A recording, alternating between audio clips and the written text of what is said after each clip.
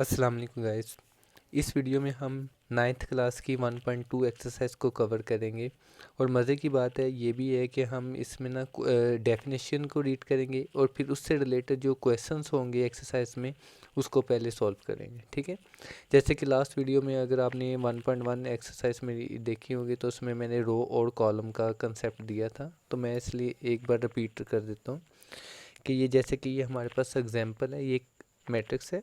तो जो horizontal line होती है वो किसको रिप्रेजेंट कर रही होती है? रोज़ को। यानी कि अगर इस मैट्रिक्स में देखो तो 3 रोज़ है, ठीक है। और अगर वर्टिकल लाइन जो होती है वो किसको शो कर रही होती है? कॉलम को। तो यानी कि इसमें 3 रोज़ हैं और कितने कॉलम है? 2 है।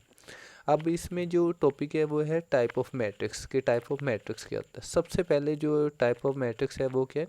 Row matrix. इसके नाम से ही शो है कि रो, यानी कि ऐसा मैट्रिक्स जिसमें एक रो हो। क्या हो? ऐसा मैट्रिक्स जिसमें सिर्फ एक रो, उसे क्या कहते हैं? Row matrix. यहाँ पर लिखा है a matrix is called a row matrix if it has only one row. ठीक है, जैसे कि यहाँ पर एग्जांपल दिए m is equal to 2-1 7 is a row matrix of order 1/3। Order निकालना मैंने पहले लास्ट एक्सरसाइज में बताया कि 1.1 में कैसे ऑर्डर फाइंड करते हैं। अच्छा, मेरे ख्याल में इसकी डेफिनेशन ऐसी होनी चाहिए कि ऐसा मैट्रिक्स जिसमें एक रो हो और लेकिन कॉलम की तादाद 2 या 2 से ज़्यादा होनी चाहिए। असल में ये परफेक्ट डेफिनेशन है, क्योंकि अगर एक रो और एक, मैं अगर ये मैट्रिक्स बनाता हूँ, आप देखें इसमें देखें एक रोज़ है और एक ही कॉलम है, लेकिन ये रो मैट्रिक्स थोड़ी काउंट करेंगे हम इसे, ये तो स्क्वायर मैट्रिक्स काउंट होगा। ठीक है, तो अब यानी कि आपने याद रखना है कि रो मैट्रिक्स वो होता है जिसमें सिर्फ एक रो हो। ठीक है, ये एक मैट्रिक्स है। और भी मैं बना सकता हूँ रो मैट्रिक्स 1 2 3 4। ये जो मैंने ए मैट्रिक्स ड्रा किया है ये भी क्या है? रो मैट्रिक्स है। ठीक, नेक्स्ट जो मैट्रिक्स है वो कॉलम मैट्रिक्स। ये भी उसके नाम से रिप्रेजेंट हो रहा है कि ऐसा मैट्रिक्स जिसमें सिर्फ एक कॉलम हो, उसे क्या कह देंगे? Column matrix. आसान सा है। A matrix is called a column matrix if it has only one column. ठीक है, ये इसके example m is equal to 1 3 2। ठीक है, जैसे कि row matrix a matrix which has only one row and column matrix which has only one column. ठीक है, रेक्टेंगुलर मैट्रिक्स। अब रेक्टेंगल की शेप्स आपको पता है कि उसकी अपोजिट साइड जो होती हैं वो इक्वल्स होती हैं। ठीक है, तो a matrix M is called a rectangular matrix if number of rows of M is not equal to the number of matrix M column। यानी कि सिंपल लफ्ज़ों में अगर ऐसा मैट्रिक्स जिसमें रोज़ की तादाद और कॉलम की तादाद जो सेम ना हो तो उसे कह देते हैं हम रेक्टेंगुलर मैट्रिक्स। जैसे कि ये एग्जांपल है, ये देखें इसमें रोज़ देखते हैं कितनी है? 1 2, 2 रोज़ होगी। कॉलम देखते हैं 1 2 3, यानी कि इसमें 2 रोज़ है और कॉलम कितने? COLUMN। कॉलम है 3। अब ये देखो ये बराबर है, ये नॉट बराबर है, इक्वल नहीं है। अगर इनकी तादाद सेम हो जाती तो हम कह देते हैं कि ये रेक्टेंगुलर मैट्रिक्स नहीं है बल्कि ये स्क्वायर मैट्रिक्स है। तो यानी कि सिंपल लफ्ज़ों में रेक्टेंगुलर मैट्रिक्स क्या होता है? ऐसा मैट्रिक्स जिसमें रोज़ और कॉलम की तादाद सेम ना हो। ठीक हो गया। नेक्स्ट एग्जांपल देख, डेफिनेशन देखते हैं क्या? Square matrix. ये तो इसके नाम से, ये स्क्वायर होता क्या है? असल में स्क्वायर ऐसी शेप्स होती है जिसकी तमाम साइडें इक्वल होती हैं। तो इसकी डेफिनेशन क्या हो जाएगी? A square matrix which have same number of rows and same number of column. यानी कि number of rows equal to the number of column is called a square matrix. ये देखिए एक एग्जांपल दी हुई। अब देखिए इसमें कितनी रोज है? 1 2, 2 रोज होगी, कॉलम 1 2, 2 रोज और 2 कॉलम, यानी कि स्क्वायर मैट्रिक्स है। और भी आप बना सकते हैं, मैं एक स्मॉल सी एग्जांपल, ये जैसे कि ये 1, अब देखें इसमें 1 रोज 1 कॉलम, ये भी एक स्क्वायर मैट्रिक्स है 1/1। इसके अलावा और भी एग्जांपल हैं हमारे पास 1 2 3 4 5 6 7 8 9। अब ये जो मैट्रिक्स है इसमें देखें आप 1 2 3, 3 रोज होगी।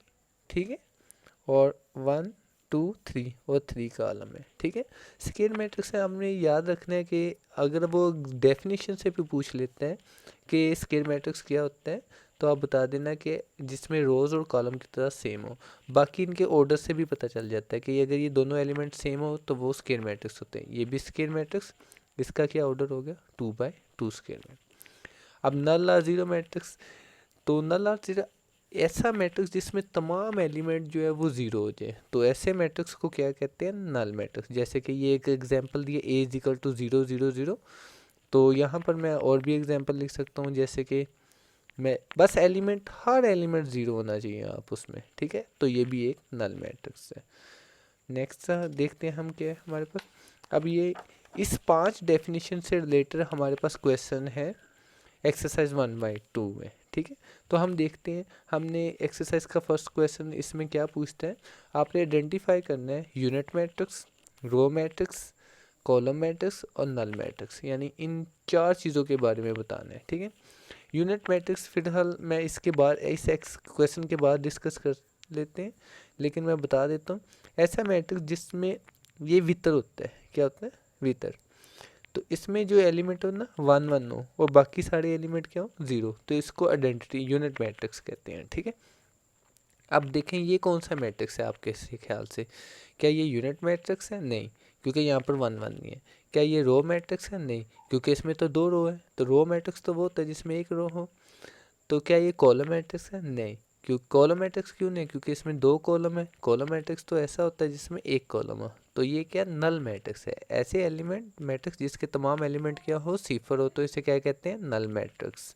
तो यानी कि ये नल मैट्रिक्स हो गया, ठीक है, NULL। जी नेक्स्ट एग्जांपल देखें हम, b इज इक्वल टू 2 3 4। अब देखें कि ये यूनिट, रो या कॉलम या नल है, तो ये सिंपल क्या है, रो मैट्रिक्स है, क्योंकि इसमें सिर्फ एक रो है, ठीक है। अब ये क्या है, अब इसमें एक कॉलम है, तो इसे क्या कहेंगे, कॉलम मैट्रिक्स, ठीक हो गया, क्या कहेंगे, कॉलम। अब ये भी देखें f, क्योंकि इसमें भी एक कॉलम है, इसे भी हम कहेंगे कॉलम मैट्रिक्स, ठीक है। अब ये वाला ई वाला सोचें हम, अब देखिए इसका हर एलिमेंट, एक ही तो एलिमेंट है और एक एलिमेंट है इसका क्या है, वो 0 है, तो इसे नल कहेंगे, क्या कहेंगे, नल मैट्रिक्स, ठीक हो गया। अब ये वाला देखिए डी, अब यहाँ पर अगर यहाँ पर हाइपोटेन्यूस पर अगर ये 1 1 एलिमेंट हो और बाकी एलिमेंट 0 हो, तो इसे क्या कहते हैं, आइडेंटिटी यूनिट मैट्रिक्स या आइडेंटिटी मैट्रिक्स कहते हैं, ठीक है। तो ये यूनिट मैट्रिक्स हो जाएगा। जी अब क्वेश्चन नंबर 2 देखें, एक्सरसाइज 1.2 का कहता है, इसमें से हमने इंडिकेट बताना है, आइडेंटिफाई करना है कि ये कौन कौन से मैट्रिक्स। सबसे पहले स्क्वायर मैट्रिक्स, ऐसा मैट्रिक्स जिसमें रोज और कॉलम सेम हो, उसे स्क्वायर मैट्रिक्स कहते हैं। रेक्टेंगुलर मैट्रिक्स, ऐसा मैट्रिक्स जिसमें रोज और कॉलम की तादाद सेम ना हो, उसे rectangular matrix. Row matrix, matrix ऐसा मैट्रिक्स जिसमें सिर्फ एक रो हो। कॉलम मैट्रिक्स, ऐसा मैट्रिक्स जिसमें एक कॉलम हो। आइडेंटिटी मैट्रिक्स, जिसमें हाइपोटेनियस के जो एलिमेंट है वो क्या होने चाहिए, 1 1 और बाकी एलिमेंट क्या होने चाहिए, 0 0। नल मैट्रिक्स, नल मीन के 0, ऐसा मैट्रिक्स जिसमें हर एलिमेंट 0 हो, तो उसे क्या कहते हैं, नल मैट्रिक्स। जी सबसे पहले आप ये देखें ये कौन सा मैट्रिक्स है।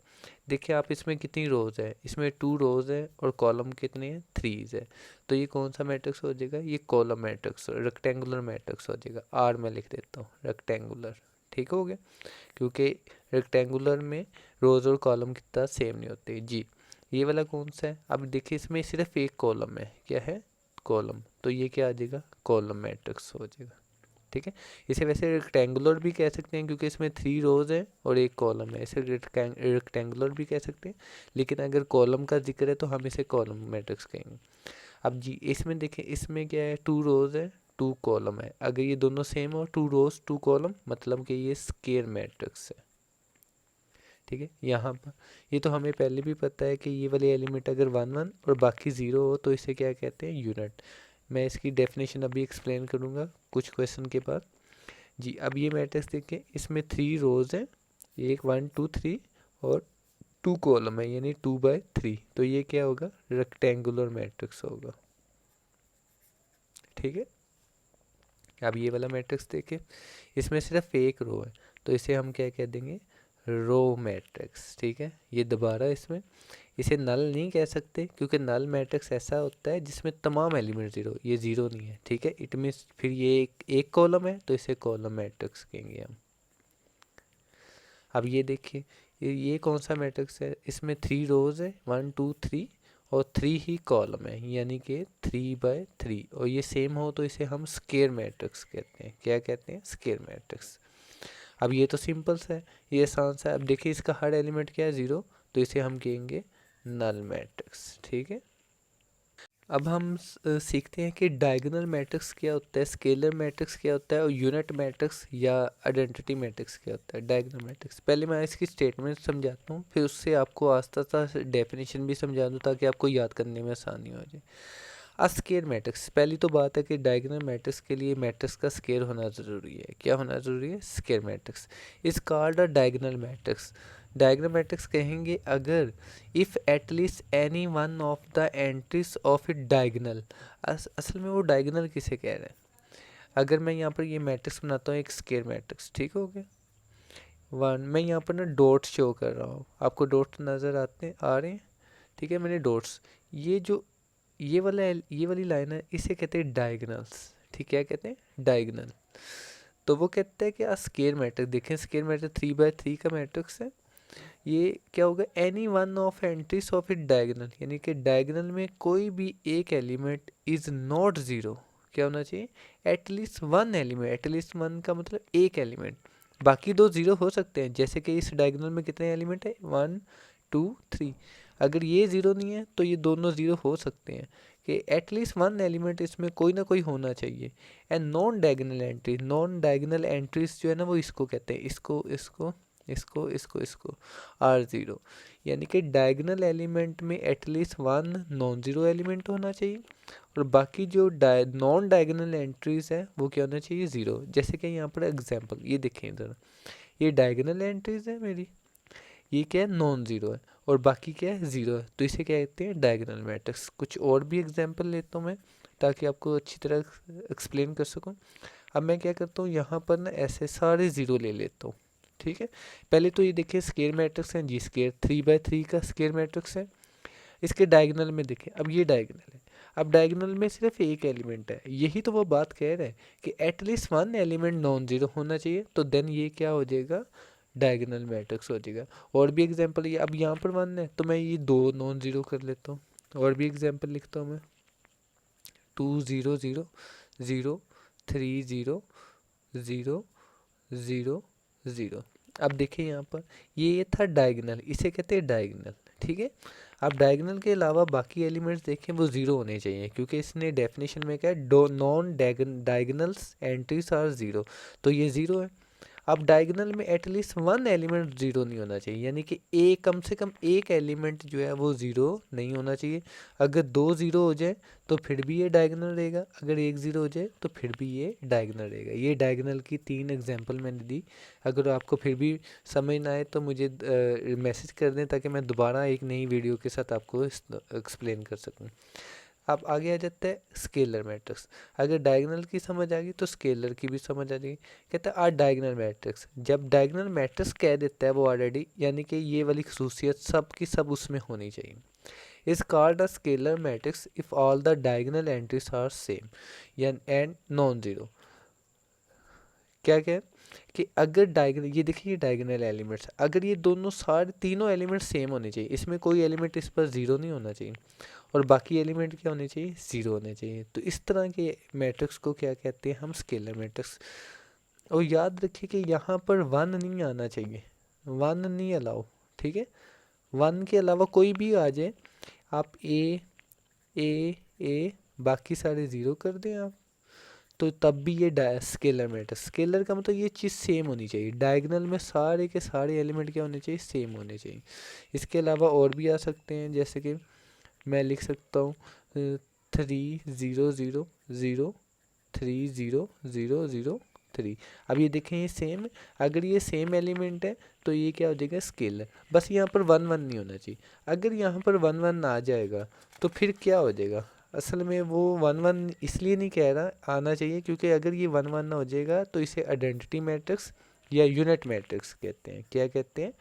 आइडेंटिटी मैट्रिक्स या यूनिट मैट्रिक्स। ठीक हो गया, तो आप सिंपल लफ्ज़ों में मैं दोबारा एक्सप्लेन कर लेता हूँ क्योंकि ये तीनों डेफिनेशन मिलती जुलती है। डायगोनल में जो होते हैं इन्हें डायगोनल पहले तो कहते हैं कि डायगोनल में अगर एलिमेंट डिफरेंट होंगे ना और बाकी जो एलिमेंट ज़ीरो होने चाहिए तो इसे कहते हैं डायगोनल मैट्रिक्स। अगर डायगोनल एलिमेंट्स सेम हो जाएंगे तो इसे कहते हैं स्केलर मैट्रिक्स, और अगर डायगोनल एलिमेंट 1 1 के बराबर हो जाएंगे तो इसे कहते हैं आइडेंटिटी मैट्रिक्स या यूनिट मैट्रिक्स। ठीक है, अब क्वेश्चन एक्सरसाइज 1.2 का क्वेश्चन नंबर 3 है, इसको देखते हैं। कहता है from the following matrix identify diagonal, scalar and unit matrix. अब आपने आइडेंटिफाई करना है कि इसमें से आइडेंटिटी मैट्रिक्स कौन सा है, स्केलर और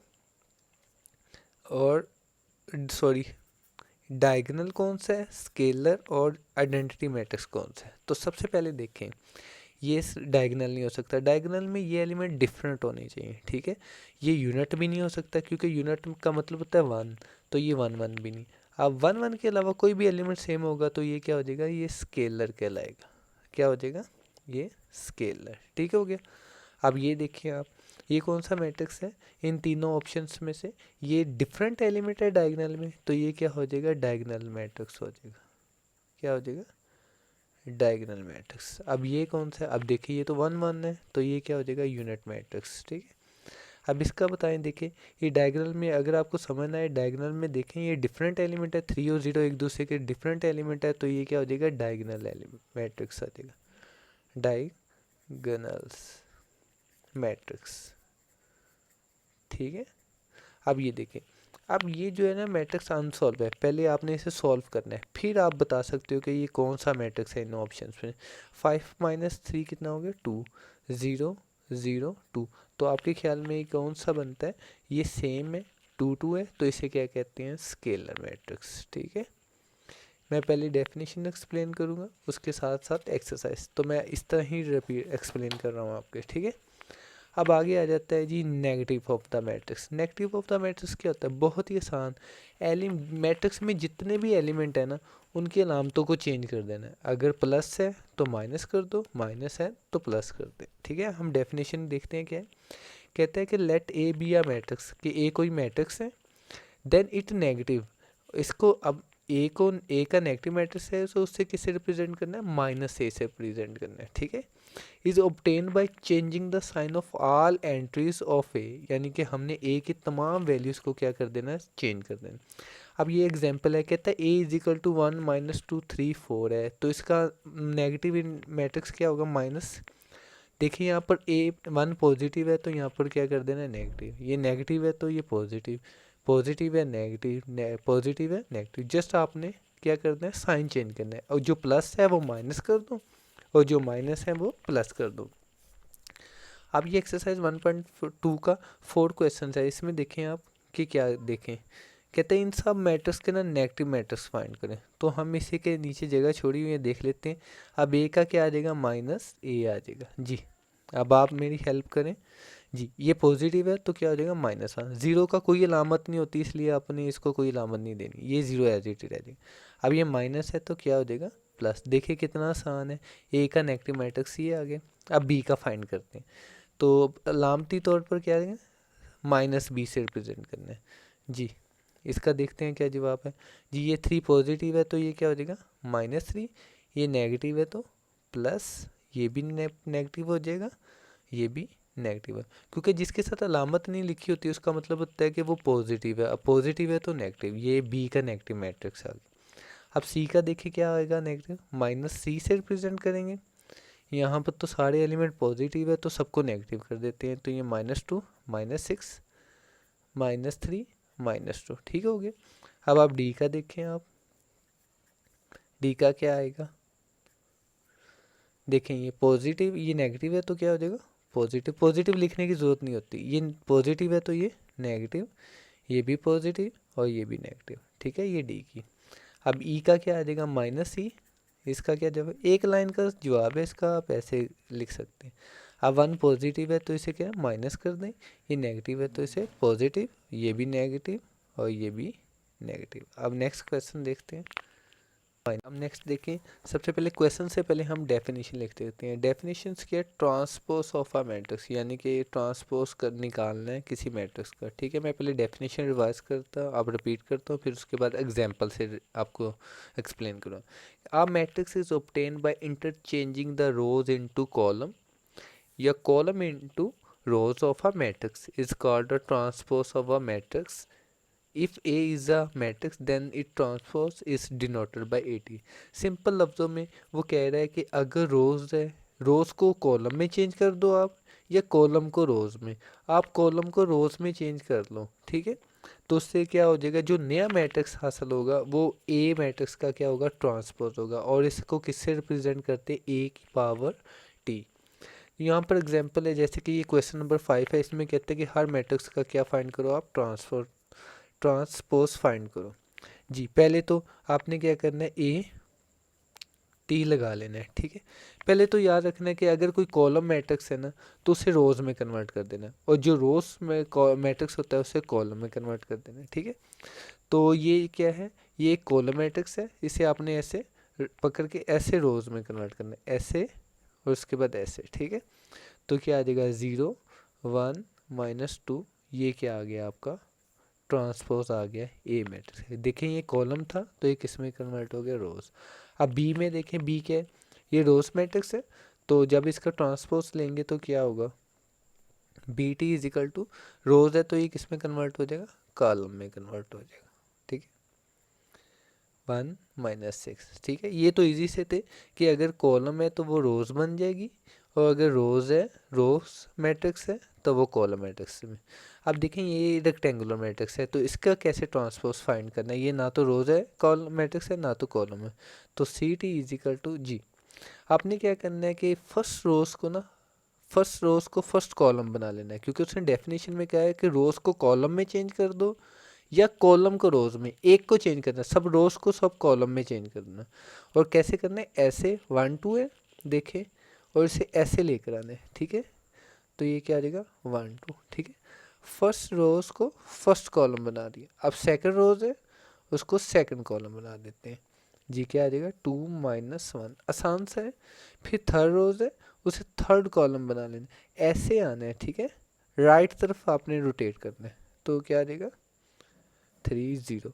तो ये आपका क्या आ जाएगा, सी का ट्रांसपोज आ जाएगा, ठीक है। दोबारा देख लें कि फर्स्ट रोज को फर्स्ट कॉलम, सेकंड रोज को सेकंड कॉलम, थर्ड रो को थर्ड कॉलम में कन्वर्ट कर दिया, और ऐसे राइट तरफ रोटेट करना है, ठीक है। अब डी का आप देखें फाइंड करके, जब तक आप प्रैक्टिस नहीं करेंगे तो आपको मैथ नहीं आ सकता, ठीक है जी। अब ये देखें फर्स्ट रोज में 2 3 है, तो इसे फर्स्ट कॉलम बना लेते हैं, ये क्या आ जाएगा 2 3 कॉलम बन जाएगा।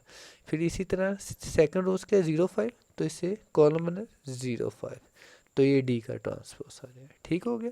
सिमिलरली अब डी की तरह का ई और एफ ये दोनों सेम है, तो इसका आप मुझे बताएं कि क्या आएगा, ई टी जी क्या आएगा।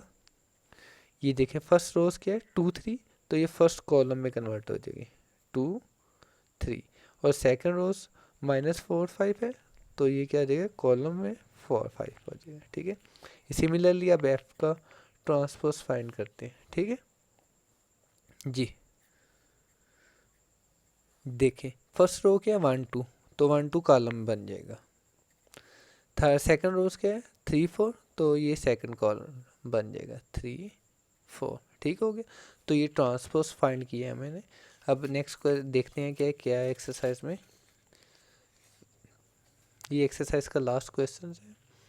इसमें वो कहता है कि वेरीफाई इट इफ़ ए ये मैट्रिक्स दिया है, बी ये दिया है। तो हमने ये वेरीफाई करना है कि ए का अगर मैं डबल टाइम्स ट्रांसपोज लूँ, फाइंड करूँ, तो वो क्या जवाब ए में ही कन्वर्ट होता है। तो देखते हैं कैसे जी। अब वेरीफाई करते हैं कि बी का डबल ट्रांसपोज जब हल करते हैं तो दोबारा बी ही बनता है। तो एक क्वेश्चन मैं सॉल्व करता हूँ, एक क्वेश्चन आप होमवर्क आपके लिए, ठीक है। आप घर से ट्राई करें, ठीक। तो सिंपल कैसे फाइंड करना है, देखें बी का डबल ट्रांसफर आपने जस्ट बी की वैल्यू पुट करनी है जी। पहले बी की वैल्यू पुट कर लेते हैं। बी की वैल्यू है 1 1 2 0। अब यहाँ पर एक ट्रांसपोज, फिर ब्रैकेट और दूसरा ट्रांसपोज। मैंने जस्ट इसको फॉलो किया, इसके स्ट्रक्चर को देखिए, बी की वैल्यू है और डबल ट्रांसपोज।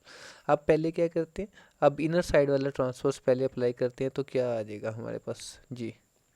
जब इसका एक बार ट्रांसपोज लूँगा तो ये रोज़ है ये कॉलम में कन्वर्ट हो जाएगी, ये क्या देगा 1 1, और सेकंड रोज़ को सेकंड कॉलम बना देंगे, तो ये क्या बनेगा 2 0। अभी ये ट्रांसपोज है तो ये ऊपर वाला टी एज इट ही रह जाएगा। अभी सिर्फ एक ट्रांसपोज सॉल्व किया, अब ये दोबारा दूसरा टी अप्लाई करते हैं, तो इससे क्या हो जाएगा फर्स्ट रो फर्स्ट कॉलम में, देखें फर्स्ट रो फर्स्ट कॉलम में, सेकंड रो सेकंड कॉलम में, तो ये क्या आ जाएगा 1 2 10। अब मैंने फर्स्ट ट्रांसपोज यहाँ पर लिया, सेकंड वाला यहाँ पर। अब इससे एनालिसिस करना है कि क्या ये बी बन गए। तो आप ज़रा बी के आंसर की तरफ देखें, तो बी असल में यही है, देखें ज़रा 1120। तो यानी कि ये बी बन गई, यानी कि इसकी जगह मैं क्या लिख सकता हूँ, बी। बाकी ये जो चीज़ है ये साइड में ऐसे ही राइट करते जाएं आप। तो ये तो सिंपल है कि मैंने जब बी का डबल ट्रांसपोज लिया तो वो दोबारा क्या बन गया, बी। अगर आपको वीडियो अच्छी लगी है तो इसे शेयर करें और ज़्यादा से ज़्यादा लाइक करें, सब्सक्राइब करें। Thanks for watching my video.